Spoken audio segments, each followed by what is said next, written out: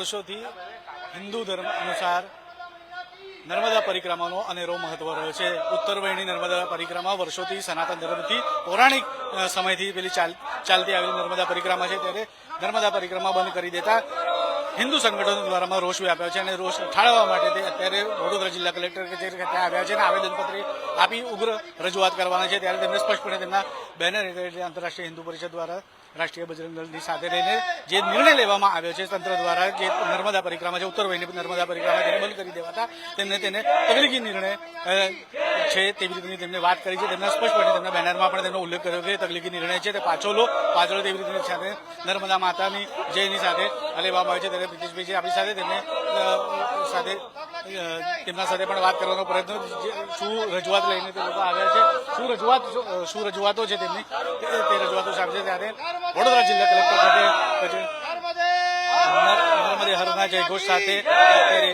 તે આવેદનપત્ર આપી રજૂઆત કરવામાં આવે છે. જી શું કહેશો, જે પ્રમાણે નર્મદા પરિક્રમા અત્યારે સ્થગિત કરવામાં નિર્ણય લેવામાં તેના વિરોધમાં અત્યારે તમે વડોદરા જિલ્લા કલેક્ટર કચેરી ખાતે આવ્યા છે, આવેદનપત્ર આપી રજૂઆત કરો, શું છે રજૂઆત ને શું છે માંગણી? રજૂઆતમાં અમારી એ છે કે ગયા વર્ષે આમ તો નર્મદા ઉત્તરવાહિની પરિક્રમા પૌરાણિક છે, સદીઓથી ચાલતી આવી છે, પણ ગયા વર્ષથી ઔરંગઝેબી શાસનમાં હિન્દુ તહેવારોમાં જેમ રાક્ષસો હવનમાં હાડકા નાખે એવી રીતે પરિક્રમા કોઈ ને કોઈ એન કેન પ્રકારે પ્રતિબંધો અને અડચણ કરી રહ્યા છે. જે ગયા વર્ષે પણ હિન્દુ સંતો હિન્દુ સમાજ દ્વારા વિરોધ થયો ત્યારે પરિક્રમા શરૂ કરી પણ કોઈ સુવિધા નથી અને એ અનુભવને લઈને આ વર્ષે પણ સુવિધા ઊભી કરવામાં જે પ્રશાસન છે એ તદ્દન નિષ્ફળ રહ્યું છે અને 29/4/2024 રોજ પેલું કે છે ને તગલખી નિર્ણય ઔરંગઝેબી શાસનની યાદ અપાવે એ રીતે પરિક્રમા રાતોરાત પ્રતિબંધ મૂકવામાં આવ્યો અને જે શ્રદ્ધાળુઓ લાખોની સંખ્યામાં આપણા વડોદરાના બહારથી, ગુજરાતની બહારથી જે લોકો શ્રદ્ધાળુઓ આવેલા એ લોકો અટવાઈ ગયા, એ લોકોની આત્મા દુભાઈ, લાગણીઓ દુભાઈ, શ્રદ્ધા દુભાઈ છે.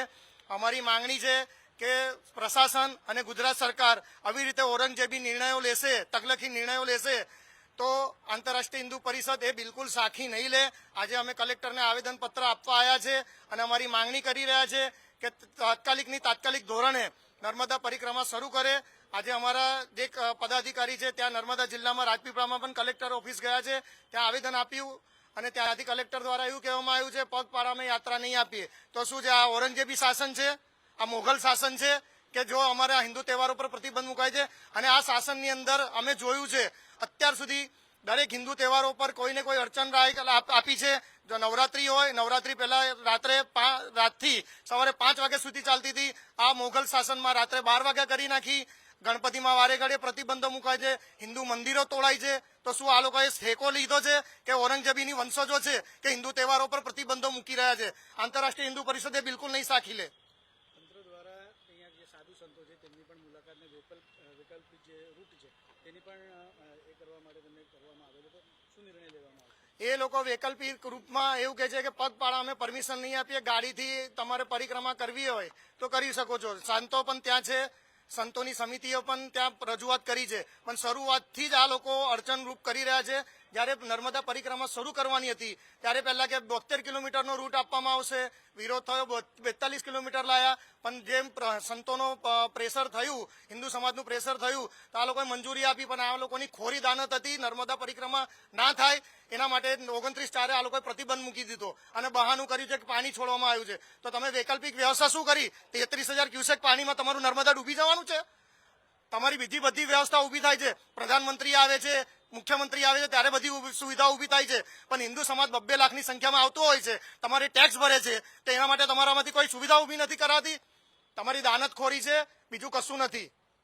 ચોક્કસથી જે પ્રમાણે હિન્દુ સંગઠનો છે તેમના દ્વારા જણાવવામાં આવ્યું છે તંત્રને તેમને આડા હાથે લીધા છે અને તેમનું તો સ્પષ્ટપણે કહેવું છે કે નર્મદા પરિક્રમા વહેલી તકે ચાલુ કરવામાં આવે તેવી રીતની તેમની માંગણી છે. તેમની માંગણી સંતોષવામાં આવે. જ્યારે ચૈત્ર સુદ એકમના દિવસથી લઈને ચૈત્ર અમાસ સુધી નર્મદા ઉત્તરવહિની પરિક્રમાનું અનેરો મહત્વ રહ્યો છે. પૌરાણિક કાળથી સનાતન ધર્મથી ત્યાં પરિક્રમા કરવામાં આવે છે.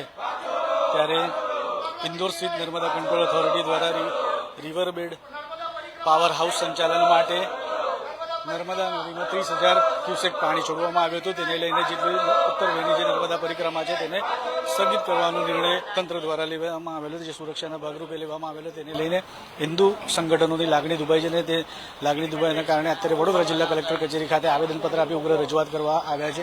બેનર તેમજ સૂત્રોચ્ચાર સાથે તેઓ અત્યારે પોતાની માંગણી વ્યક્ત કરી રહ્યા છે. રાષ્ટ્રીય ત્યારે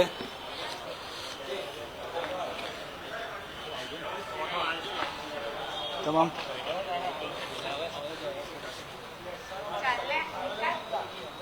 આપણે ચૈત્ર માસ એકમથી લઈને ચૈત્ર અમાસ સુધી ઉત્તર વહીની નર્મદા પરિક્રમાનો અનેરો મહત્વ પૌરાણિક કાળથી ચાલતો આવ્યો છે. ચૈત્ર માસ એકમથી લઈને ચૈત્ર માસ અમાસ સુધીનો એવો સમય હોય છે કે જેમાં ઉત્તર વહીની નર્મદા પરિક્રમાનો અનેરો મહત્વ છે. અત્યારે તમે આવેદનપત્ર આપી રજૂઆત કરવા આવ્યો છે, શું કહેશો? સેટ નહીં થાય જી, ચોક્કસથી જે પ્રમાણે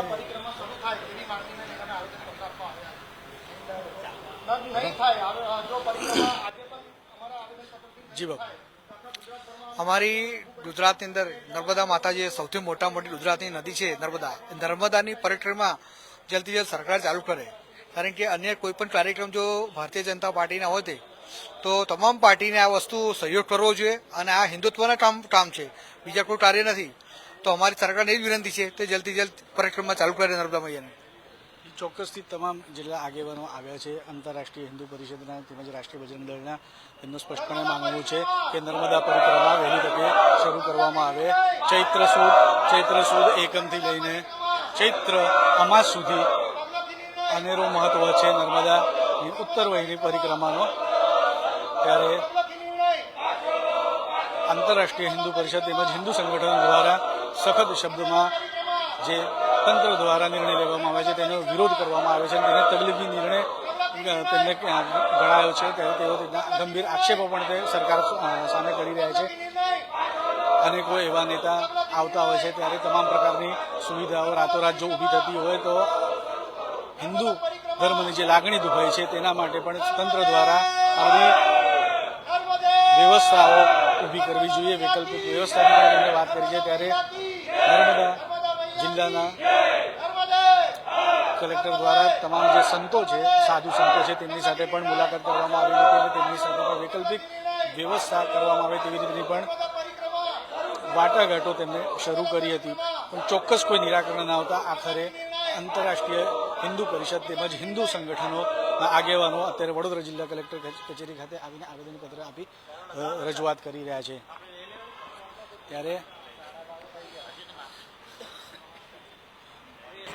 ઉત્તર વહીની પરિક્રમાની આપણે વાત કરતા હોઈએ. પૌરાણિક સમયથી ચાલતી આવી આ નર્મદા પરિક્રમા જે ઉત્તર વહીની પરિક્રમા છે, ચૈત્ર માસ એકમથી લઈને ચૈત્ર માસના અમાસ સુધી આ પરિક્રમા ચાલતી હોય છે. તે પરિક્રમામાં 30,000 ક્યુસેક દરમિયાન જે નર્મદા નદીનું 30,000 ક્યુસેક પાણી છોડી દેતા જે નર્મદા પરિક્રમા છે તેને સ્થગિત કરવાનો, સલામતીના ભાગરૂપે સ્થગિત કરવાનો તંત્ર દ્વારા નિર્ણય લેવામાં આવે છે. ત્યારે હિન્દુ સમુદાય છે, હિન્દુ સંગઠનો છે, તેમની ચોક્કસ રીતે આની લાગણી દુભાઈ છે. તેને લઈને તે અત્યારે વડોદરા જિલ્લા કલેક્ટર કચેરી ખાતે આવેદનપત્ર આપી રજૂઆત કરી રહ્યા છે અને પોતાની વેદના ટાળવી રહ્યા છે. તેમનું સ્પષ્ટપણે માનવું છે કે જો નેતા કાં તો મંત્રી આવે છે ત્યારે તંત્ર દ્વારા તડામાર તૈયારી કરવામાં આવે છે અને રાતોરાત વૈકલ્પિક વ્યવસ્થા કરવામાં આવે છે તો હિન્દુ ધર્મનું જે આ પર્વ છે, પરિક્રમા છે, જે નર્મદા પરિક્રમાની આપણે વાત કરી રહ્યા છીએ, તો તેમના માટે જે વ્યવસ્થા અને સુચારુ વ્યવસ્થા કરવા માટે તંત્ર કેમ પીછેહટ કરે છે. ત્યારે તેમની આવેદનપત્ર આપી ઉગ્ર રજૂઆતની માંગણી હાલ યથાવત છે. કેમેરામેન નવનીત પરમારની સાથે Satyam Nevaskar, Nation Plus News, Vadodara. સમાચારોના સતત અપડેટ માટે નેશન પ્લસ ન્યૂઝના યુટ્યુબ ચેનલને સબસ્ક્રાઇબ કરો, બેલ આઇકન દબાવો અને ફોલો કરો ઇન્સ્ટાગ્રામ, ફેસબુક અને ટ્વિટર પર.